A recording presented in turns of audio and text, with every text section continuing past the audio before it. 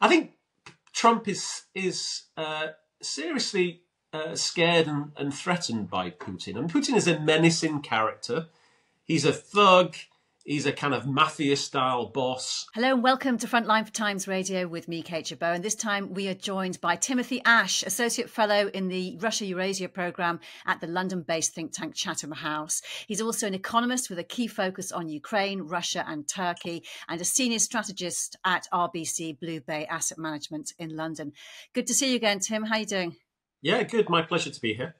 Well, this week, for the first time, Poland has downed drones that had entered its airspace during a mass overnight Russian attack on Ukraine. How big a deal do you think this is, and what do you think lies behind it?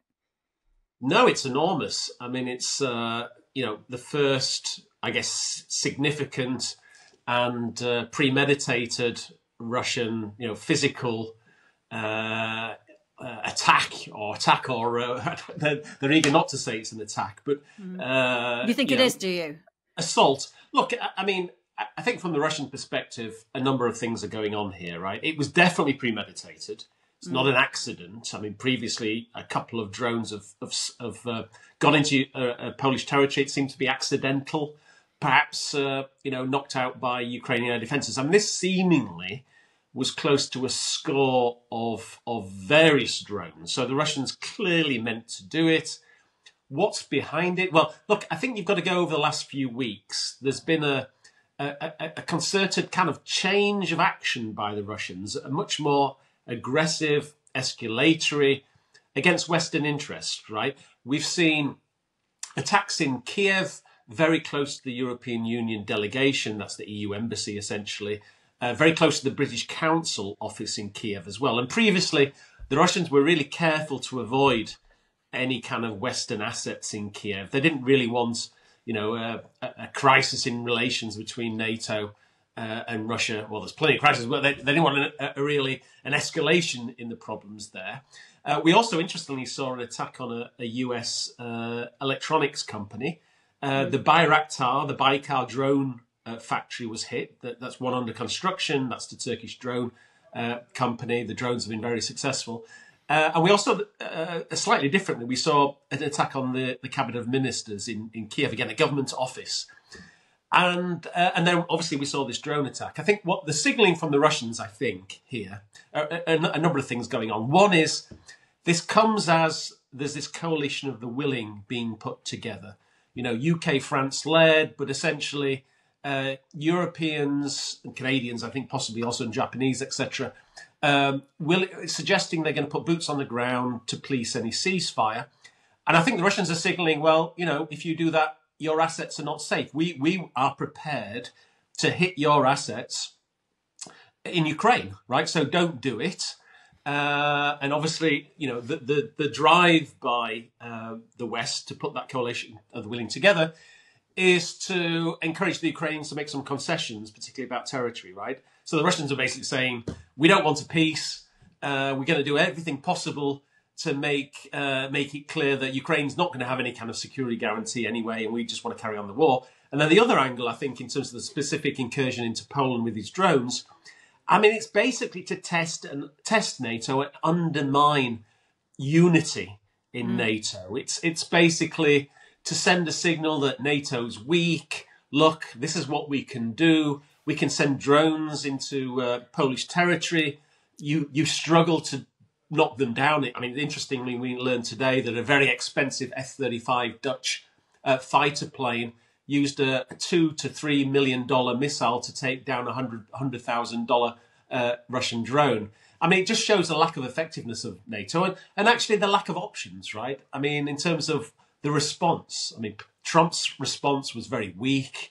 So again, it's about undermining the credibility and political unity within NATO, exposing weaknesses and fissures.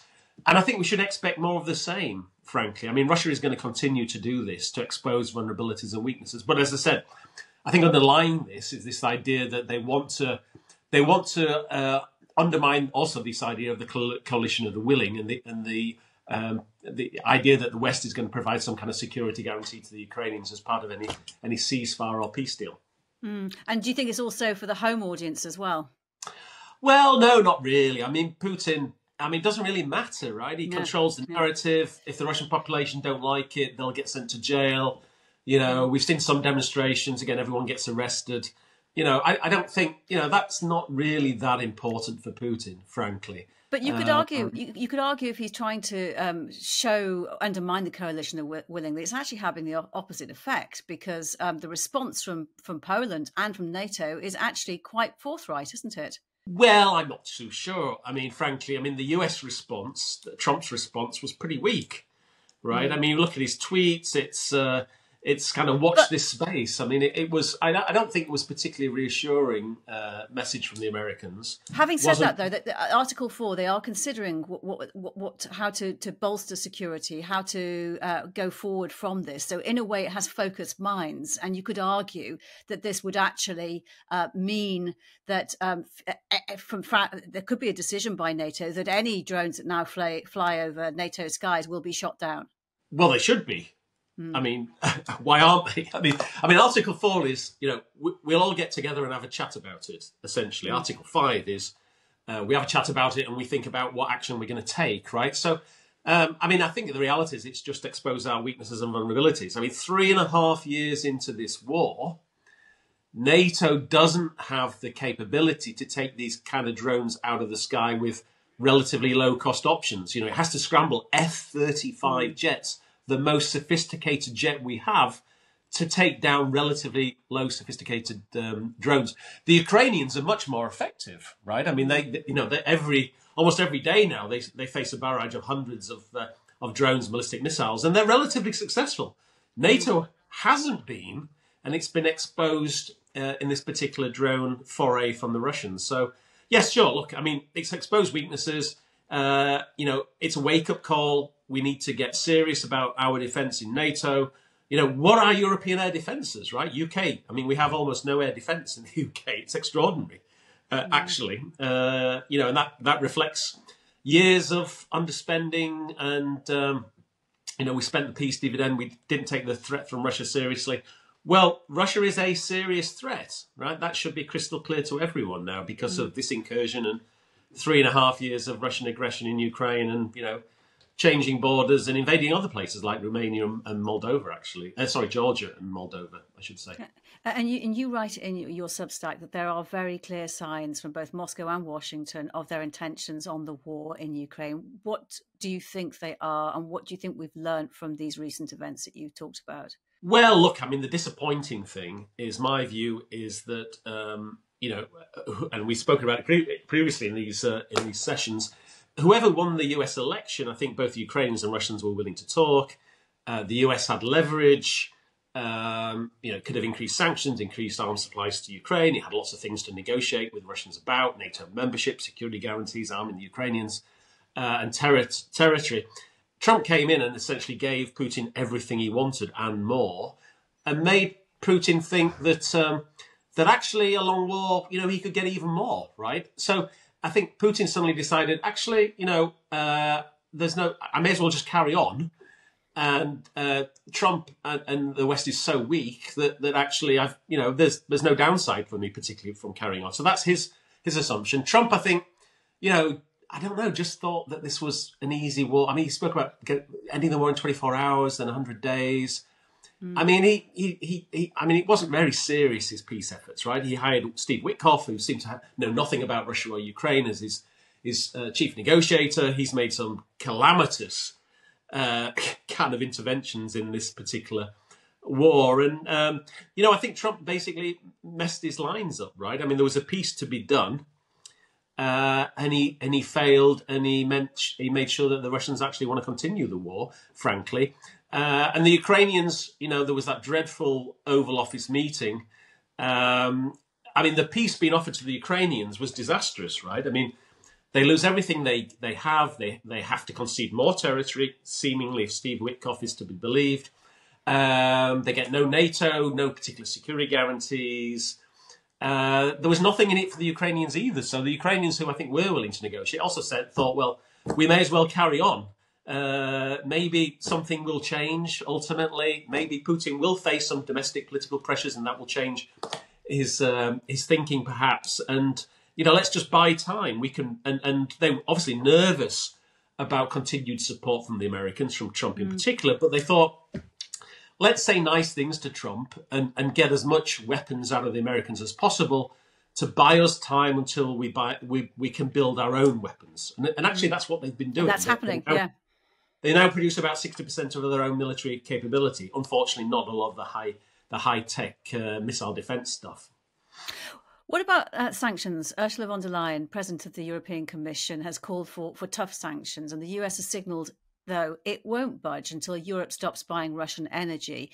Now, you've said before there is zero chance of Donald Trump imposing further sanctions. Do you think that is still the case, irrespective of this EU delegation that's gone to Washington? Well, I mean, the proof of the pudding is in the eating, really. And since taking office, he's done nothing on the sanctions front. I think he's warned the Russians 7 times now that unless they get their act together and get serious about peace, they'll risk devastating consequences in terms of sanctions. He set lots of different deadlines. And in the end, nothing's happened. And in fact, the last deadline that he set, he threatened devastating tariffs and sanctions on Russian energy and all those kind of things. And in the end, he rolled over and gave Putin exactly what he wanted, which was a big summit in Anchorage, right? So we haven't seen anything so far. Now, interesting, the latest interaction, obviously the Europeans are getting frustrated about Russia's actions, its attacks, as I mentioned, close to the EU delegation, the British Council, this latest incursion into Poland, the fact that Freudian slip, Putin is not serious about peace talks. So the Europeans went to Trump and said, look, come on, let's get some serious sanctions in order here. Let's do something together. And the Trump response was, yeah, sure, we will. But first of all, you guys have to stop buying Russian energy. And then we'll all levy 100% tariff on importers of Russian energy. The big importers of Russian energy in Europe are Putin's friends, Orban in Hungary and Fico in Slovakia. I think Trump and his team knew there was no way those guys were going to give up Russian energy. So it gave Trump an opt-out. He could blame Europe for not having to go down the sanctions route or additional sanctions. I mean, you have to ask yourself, what is it? Why is Trump so reluctant to impose any cost on Russia? And, lots of different, there's lots of... What's your theory? I think different things. I mean, one is, I think Trump is seriously scared and threatened by Putin. And Putin is a menacing character. He's a thug. He's a kind of mafia-style boss. Trump probably understands those kind of people from his, when he was in New York doing the real estate stuff, right? I think he understands that this kind of character can be life-threatening for you personally. So I think he's reluctant really to take Putin on. I think there is a desire there to do business, right? I mean, I think the Trump administration sees this wonderful opportunity that all these European sanctions creates a massive opportunity for the Americans to get in and do a lot of energy and critical mineral deals with Russia. And there is also this reverse Nixonian idea that in the end, the biggest threat to the Americans is China, whereas Nixon did the deal with the Chinese to screw the Russians. Maybe the Trump administration doing the opposite is basically cutting a deal with the Russians to screw the Chinese ultimately. I mean, there's a bit of that going on, a combination of all three, but he just hasn't delivered. That's the harsh reality. Trump has not done anything significant on the sanctions piece against Russia. The only thing, interestingly, they did was against India, this 50% tariff on India, which I think wasn't related at all to Russia. It was more related to the fact that the Trump administration wasn't happy with the trade deal that was being negotiated with India, and it wanted to bully the Indians to agree a better deal for the Americans. And the Lindsey Graham proposals of crushing secondary tariffs on the countries that buy from Russia is still awaiting President Trump's sign-off. You could actually argue that the reason why he hasn't done that is because it would involve antagonizing and penalizing China. And actually, he really doesn't want to do that. I mean, you could argue that is the reason why it's being held up, because he actually doesn't want to turn and make an enemy of China. Yeah, I'm not sure that's the case. Look, a 500% tariff on importers of Russian energy, including China and India, would completely stop all exports from Russia of commodities and energy. It would completely crash the Russian economy. No doubt about that. But it would also have pretty seismic impacts on the global economy, right? I mean, you'll be taking out 10% of the supply of global oil. And Trump doesn't want to do that. I mean, with reason, it would be very destabilizing, potentially systemic hit to the global economy. So you can understand why he doesn't really want to do it. But you can do lots of maybe more incremental, less aggressive moves that would still be important in terms of signalling. And maybe not a 500% tariff. What about a 10 or 20% tariff on all Russian exports? And that money could be collected and used to fund Ukraine, right? Russian exports are about 300 billion, 10% tariff, 30 billion, 20% tariff, 60 billion. That would more than cover, well, almost cover Ukraine's annual financing needs. And it wouldn't, it would still allow Russia to export commodities to global markets. It would just be, we'd be generating a tariff, a tax from that to use for our benefit and to penalise Russia. Those revenues would be taken away from Russia. A 500% tariff sounds amazing, but it's just not realistic. And sanctions alone, though, they're not going to stop the war, are they? Especially since the signs are that President Putin thinks he's achieving, albeit slowly, his objectives. Well, when we think about sanctions, two things to think about. Firstly, they were imposed on Russia first after the annexation of Crimea in 2014, right? And then ramped up after the full-scale invasion, right? And the idea was to encourage Russia to stop this bad behaviour against Ukraine, right? He hasn't done that because we haven't done enough in terms of sanctions. We haven't policed them adequately enough. But actually, there's a second reason now why we need to keep sanctions in place, right? Clearly, and through Russia's actions this week in Poland with the drones and lots of other things they've done, remember Skripal, the attacks in Salisbury, Litvinenko, Putin's used weapons of mass destruction on NATO soil in the UK, right? So Russia is clearly a bad actor. He's acting against our interests. He's invaded other countries. He's a threat to European security. We have an interest in making sure that Russia is not able to regenerate the military capability lost in Ukraine. So we should have an interest as we increase defence spending. Why are we increasing defence spending to 5% of GDP? Because of the threat from Russia, right? So actually, the other way to reduce the threat from Russia is to make sure the Russian economy is weak so he can't rebuild all these tanks and missiles, etc., to use against us and threaten against us. So there is that we have an interest now, not only to use sanctions to stop his bad actions in Ukraine, but also to stop his future bad actions against us in the future. So, yeah, sanctions are often criticised, right? But mostly the problems are in how we design them and implementation. We can make them much more effective. We just need to be a lot cleverer than we are being at the moment. And in terms of the President Trump, President Putin world vision, this idea that might is right, do you believe they do share that? And if that's the case, how does Europe need to come to terms with that if it really does know how have a different geopolitical outlook and different values than its most important ally? I'm afraid to conclude that, yes, I do think Trump and Putin have the same visages of the future, right? Or visions of the future, I should say. Putin thinks that Russia is an imperial great power. It has a right to a sphere of influence. He made that comment about the collapse of the Soviet Union was the biggest catastrophe in the 20th century. All his actions we've seen, again, invasions of Georgia, Moldova, Ukraine, suggest he wants to expand his borders. And if you look at Trump's actions and statements, the aspirations to take Canada, for Greenland, he's certainly talking the talk.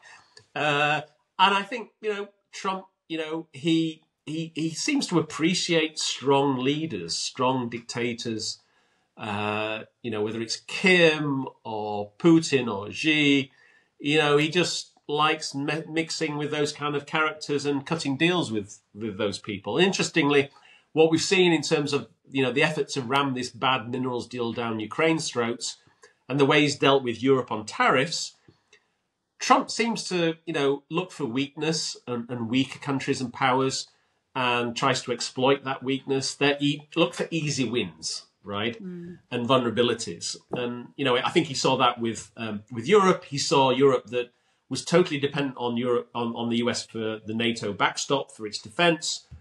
Understood that Europe needed to buy lots of weapons from the Americans to secure their own defence in Ukraine, and understood that he had this great opportunity to impose an asymmetrical trade deal on Europe. I mean, Europe got a terrible deal, right?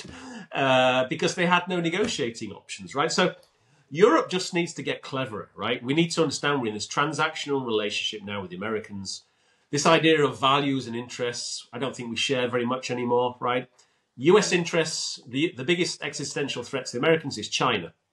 China is not an existential threat to the UK or Europe. Russia is, right? And if we think about values, well, the US is moving, I would argue, in a more authoritarian, centralized kind of system, and we're in a kind of, I think we're in a different place in Europe, right? So, and that difference in terms of values, I think, was laid bare, when JD Vance came to Europe at the Munich Security Conference, and I think that was a game-changing moment for Europe. I mean, his comments, and I think the understanding there was we just are different now. We have different interests and values and priorities.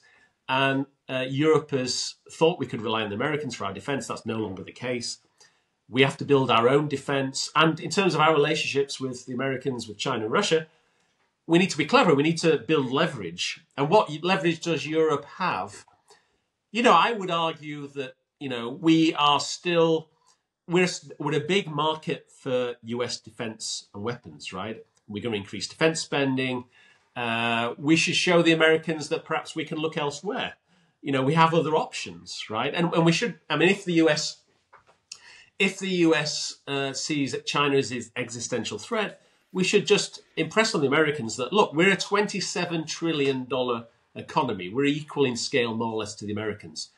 We are going to invest in defence. We are going to invest in our defence industrial complex. In 10 years down the line, Europe is going to be a pretty effective military machine, and we can help you out with the Chinese ultimately. But, in the short term, you need to understand our interests. Our interests are making sure that Putin doesn't win in Ukraine, and that please, sell us weapons in the short term so we can help ourselves, defend ourselves, and help the Ukrainians. And you will earn a lot of money in that period as we buy Patriot missile systems and F-35s and everything else. But, we have to be confident that you are a reliable partner. So do you think that kind of diplomatic deal making could work then? You're confident that is the way forward? Well, look, I think we've learned from Trump that you play to his ego. I long argued that, what Europe needs to do when it announced the 5% of GDP increase in defence spend, that we need to commit long-term to a big arms purchase agreement from the Americans, right? I would say something like Europe commits to buy $1 trillion of US weapons over the next decade. Call it the Trump program for defense of democracy in Europe. Call it something with Trump's name on it, and sell it to him as the biggest ever defense deal in global history.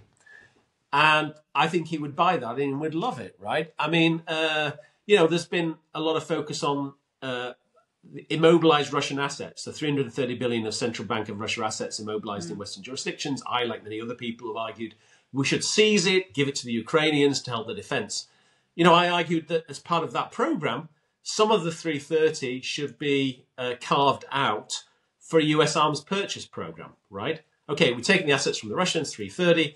Let's allocate 100 billion of that for a long-term arms purchase program from the Ukrainians to the Americans, right? I mean, again, and label it Trump or something like that, right? Again, you have to play to this guy's ego, clearly. And if you can play it that this is creating lots of jobs in America, he will buy that. They're very interesting ideas, but those frozen assets, we're still nowhere closer, are we really, in them being released? Well, actually, we kind of are, interestingly. Go on. We've seen some very interesting developments over the last few days. Van der Leyen, the European Council chief, this week in a State of the Nation address, came out and said, we have to take the assets, essentially is what she said. And the reason for that is Do quite you think that's interesting. game changing, though? Do you think that? I mean, it's a statement, isn't it? Does that mean it doesn't necessarily mean it's going to happen? Well, the harsh reality, and actually just today also, the International Monetary Fund have just announced that their program for Ukraine is underfunded by $20 billion. Unfortunately, the cost of supporting Ukraine is about $100 billion a year, right? Okay. That's just in its defense. The Americans under Biden used to provide 40% of that. With Trump, they've walked away. Europe needs to cover $100 billion a year funding need for Ukraine. And with the Americans away, there's 40% of American funding has stopped. The existing facilities that we have been exhausted. So the question is, how are we going to, with a longer war, how are we going to cover that shortfall? European budget deficits are in a difficult position. There is no extra money in Europe. The European taxpayer, like in the UK, I mean, we've committed for the next 5 years, I think, to spend 3 or 4 billion a year, 4 billion quid a year in military support for Ukraine, plus a billion budget support, 5 billion quid a year. Is the UK willing to double that annually? Are we able to? Right? We know Rachel Reeves faces a fairly difficult fiscal position. There are no easy options. So, I mean, if we don't use frozen Russian assets, Ukraine doesn't have enough money to continue the war. It loses the war.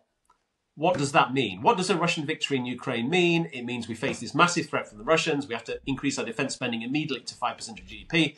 We face this huge influx of migrants from tens of millions of Ukrainians will move west, massively destabilizing, politically, socially, and economically costly. We have no option now but to tap the frozen Russian assets. And I think van der Leyen spelt that out this week. So you think we're really getting close to that happening then? It's going to be. I think we're going to see that happen in the next, before the end of the year or by the turn of the year, because there is no alternative. And the legal arguments against it will be overcome, and that will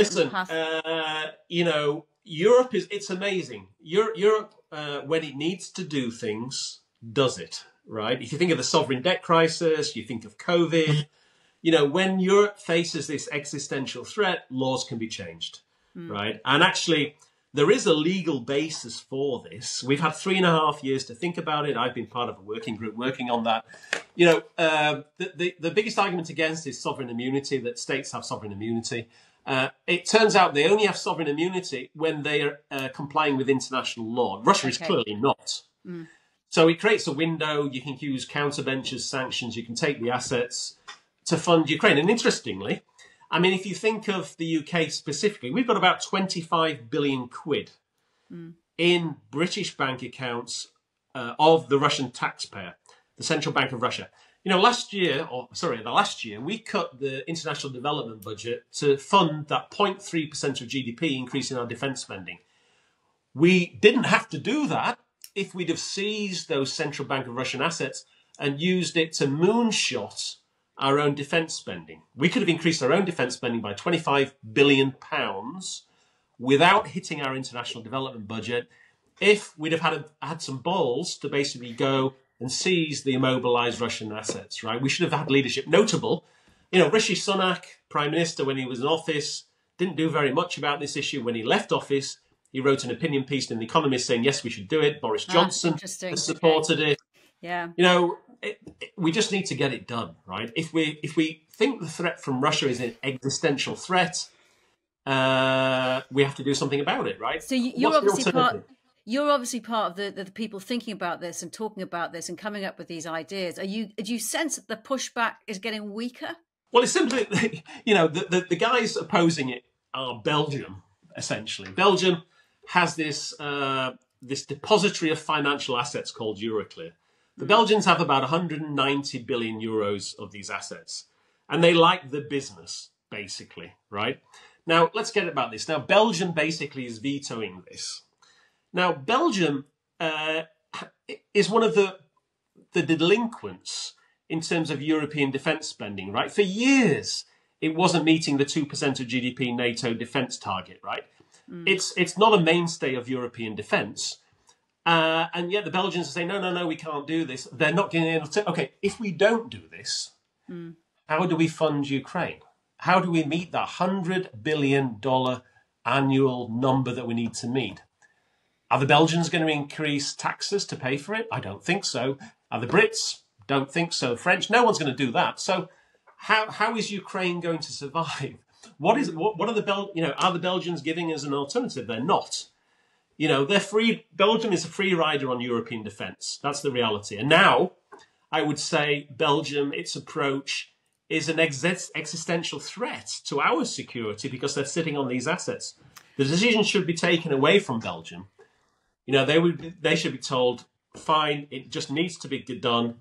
We will help indemnify you against future risks. We will take on, as Europe, the legal risks associated with this, but we need the money. We need the money to fund our defence, right? And as I said, I'm part of. We found solutions. There are lots of legal ways to get around it. The ECB, etc., that are warning about the confidence shock to the euro if we seize these assets. I will just say this: if we don't do this and Ukraine loses and Russia wins in Ukraine, I would say that's the biggest threat to confidence in the euro since it was launched, because Europe will not be able to defend itself. And as I said, Europe will have to massively increase defence spending. What does that mean? It means a big increase in borrowing costs, increasing borrowing costs, lower growth, and the euro and European currencies, including sterling, will weaken as a result. You make a very convincing argument. And can I just ask you finally, because we're talking a few days before Donald Trump's state visit to London, do you think there is anything tangible that can be achieved for Ukraine in the meetings, on the conversations that he'll be having while he's here? Well, I think two things specifically. I mean, firstly, we need commitment from the Americans to provide Ukraine with a full range of conventional military capability kit, right? A lot of people are talking about security guarantees, NATO membership. Actually, the best assurance of Ukraine's defence are Ukrainians given the right weapons. They've proven able to fight, defend themselves. We've just drip-fed them the kit, right? If we can get the Americans to say yes, we understand that you're a mainstay for European defence. We will commit to give you everything. Patriots, not give, sell. Europe is willing to write a check to Trump to do this, but the Ukrainians will get TACMs, HIMARS, Patriot missile systems, F-35s, everything they need to give them the technological advantage over Russia. I think they can stop the Russians. So that's the first thing. Get that commitment from Trump over a long-term arms purchase deal for Ukraine. And then secondly, yes, I mean, we need to ratchet up sanctions on Russia, and clever sanctions. So again, this idea of maybe a tariff or a tax on Russian exports. Let's use that to fund arms purchases for Ukraine. Tightening secondary sanctions, right? I mean, unfortunately, lots of Brits and French and Belgians and Kazakhs help the Russians avoid our sanctions, and no one goes to jail, right? The UK have identified lots of people, British people, breaking these sanctions, and there's no financial penalty. There's no prison term, So people need to understand that if they help Russia break sanctions, they undermine our security. There is a price to be paid, right? Which will mean that it'll be a lot more difficult for Russia to evade sanctions. And it will mean that the Russian economy is put in a much more difficult place, that Putin is not able to rebuild those ballistic missiles, those tanks, those aeroplanes, those drones that have been used against Ukraine at the moment. And I think in the future, will be used against us. That's the harsh reality. Timothy Ash, it's great to speak to you. Thank you so much for your time. My pleasure. Radio with me, Kate Chabot. If you'd like to be the first to get exclusive content, you can sign up for membership with the link below. You can also listen to Times Radio for the latest news or read it on thetimes.com. My thanks to our producer today, Louis Sykes, and to you for watching. Bye for now.